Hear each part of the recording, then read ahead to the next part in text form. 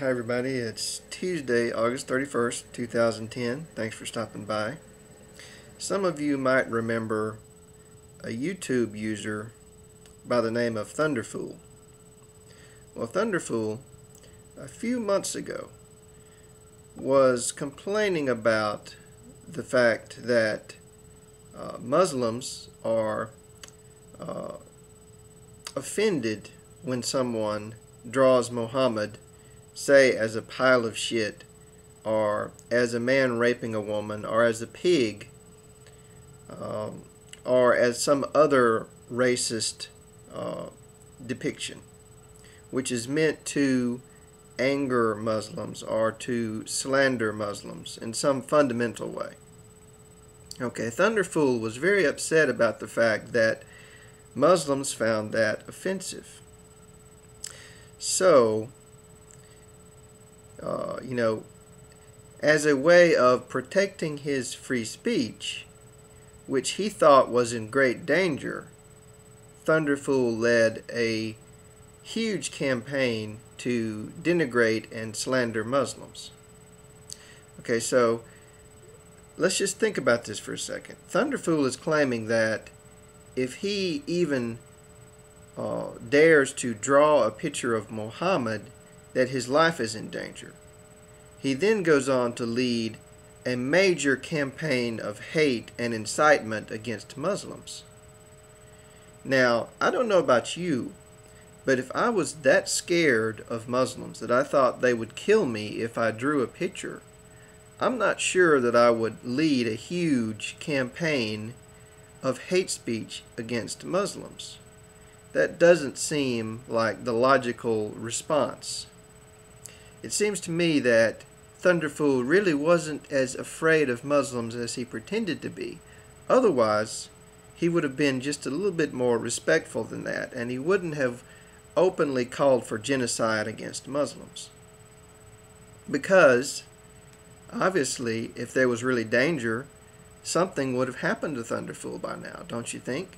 I mean, Thunderf00l did all these things, and he's perfectly okay. Nobody has done anything to Thunderf00l.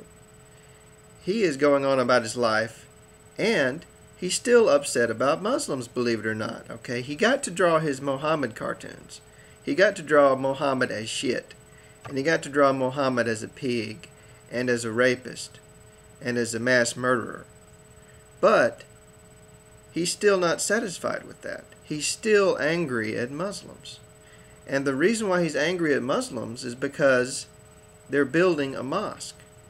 And that mosque happens to be in their community, which happens to be close to Ground Zero. And it's technically not even a mosque, it's a community center. Now, one thing that Thunderf00l is not going to tell you is that on the board of directors of the Cordoba House, which is not named after some Muslim conquest or some crime, it's named after one of the most enlightened and advanced cities in Europe at the time. Cordoba was a center of knowledge and learning and tolerance when the Muslims ruled that city. Now, what happened later on was the Christians took over the city and slaughtered the Jews and the Muslims in large numbers and forced the others underground with a little something called the Spanish Inquisition. The Spanish Inquisition, you may remember, was one of the most savage things that has ever occurred in the history of mankind, and in fact it was no accident that it was so savage. It was actually a campaign to exterminate or convert all Jews and Muslims by a Christian government. Okay, so that's just a little background on Cordoba. Now, Thunderf00l is not going to tell you that, and he's not going to tell you the fact that on the board of directors of the Cordoba House are Muslims, Christians, and Jews. That's right, folks. It is actually an interfaith organization. And the Cordoba House initiative, which is planning the Park 51 building, it is actually a project to build a community center, not a mosque. Now, it does include a multi-faith chapel. Now, if you want to call that a mosque, Feel free. And it includes a prayer room. If you want to call that a mosque, okay, call that a mosque. It's a prayer room. It includes a swimming pool. If you want to call that a mosque, okay, call it a mosque swimming pool. But what it is in actuality is a community center. Now, Thunderf00l is not going to tell you that either. He's going to tell you that it's a mosque near Ground Zero. So, in Thunderf00l's latest video, he starts off by saying he's all for religious freedom. And he's all for the idea that the Muslims have the right to build the mosque there. And then he calls them jerks for doing that. Now, they're jerks for building a mosque. But he's not a jerk for drawing Muhammad as a pile of shit. Okay, there's a big difference there. Okay, so back when he was leading a campaign of hate speech against Muslims, he wasn't being a jerk. He was exercising his free speech. Okay, his First Amendment rights. He was just being free, and anybody who was offended by that was being a jerk. Right? That's what he said. He said they were trying to control him if they even got offended. Now, he's offended by the idea that they're going to build a mosque. That's a provocative gesture to him. And suddenly, the shoe's on the other foot, and he's offended, and they're the ones that are the jerks. And not because they said anything bad to him, not because they drew him as a pile of shit, because they have a religion that he doesn't like, and they're going to erect a community center to serve their community. That's how they're being jerks. Okay, so of course Thunderf00l doesn't have any real arguments against this mosque. What he does in his latest video is to basically state that they're building a mosque, and then he goes on a several-minute-long diatribe against the government of Saudi Arabia and conflates the government of Saudi Arabia with Islam and all Muslims. Now, what Thunderf00l is not going to tell you, of course, is that the government of Saudi Arabia is not Islam.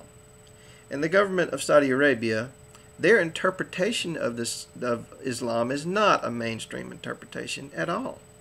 Their interpretation of Islam is a very narrow, fundamentalist interpretation of Islam, which serves their dictatorial purposes. Now, the reason why there's no freedom or religious tolerance in Saudi Arabia is not because that there's an infestation of Muslims. The real reason is because the government of Saudi Arabia is one of the most extreme authoritarian dictatorships in the world. Now, if you ask me, it seems pretty obvious that when you have an extreme police state, a sort of government that resembles the government of Oceania in 1984, it's quite logical that there's no religious or political freedom. And you don't have to resort to the explanation that Islam is to blame. It's quite obvious who's to blame. The dictators who are running the country are to blame. If they were Christians, they'd still be just as dictatorial. And you could say that it was the fault of Christianity that there's a dictator running the country, right? You could say that, if there's a dictator who comes to power in Israel, you could blame Judaism for the fact that there's no religious freedom. But it would be quite obvious to anyone with a working brain that anytime you have a dictator in charge of a country, there isn't going to be any religious freedom. And that's not the fault of the religion, and it's not the fault of the believers of the religion, particularly the believers in other countries, like Muslims in America, who are all for religious freedom and all for freedom of speech and all for freedom of religion. They're patriotic Americans, most of them. And they just want the same rights that Thunderf00l claims, to be able to worship the way they choose and to say what they want, even if someone is offended by that. And they're not even going out of their way to offend Thunderf00l the way he went out of his way to offend them. Thanks for watching.